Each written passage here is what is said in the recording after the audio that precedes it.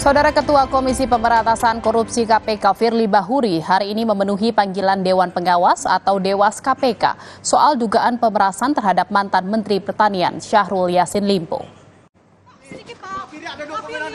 Ketua KPK Firly Bahuri tiba di Gedung Lama KPK pada Senin pagi sekitar pukul 10 waktu Indonesia Barat. Firly yang tiba dikawal para ajudannya tak banyak berkomentar saat ditanya awak media terkait pemeriksaannya oleh Dewan Pengawas KPK hari ini.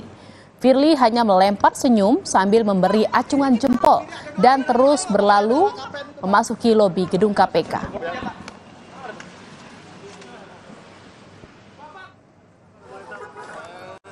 Usai diperiksa sekitar 3 jam oleh Dewas KPK, Firly Bahuri mengaku telah menjelaskan semua yang ditanyakan. Namun Firly menolak kejelasan atau menjelaskan materi pemeriksaan. Dia hanya menyebut pemeriksaan sesuai dengan agenda pemanggilan. Apa yang dimintakan oleh Dewan Pengawas tentu ini adalah sesuai dengan surat undangan klarifikasi oleh Dewas dan sudah saya sampaikan semuanya utuh dari mulai A sampai Z. Sedangkan untuk materinya tentu karena sifat pemeriksaan di Dewas itu adalah tertutup, nanti biarlah Dewas yang menyampaikan secara lengkap ya. Terima kasih ya.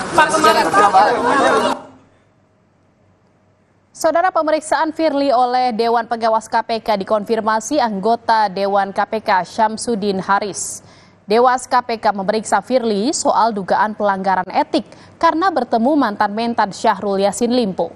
Setelah memeriksa Firly, Dewas KPK juga akan memanggil Syahrul Yassin Limpo. Kemungkinan kita masih akan memanggil Pak SYL juga, sebab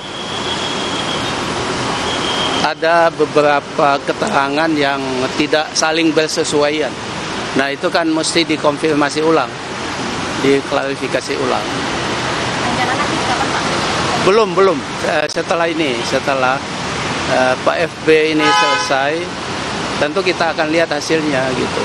Tapi dikonfirmasi hari ini Pak FB hadir. Diklarifikasi hari ini Pak FB.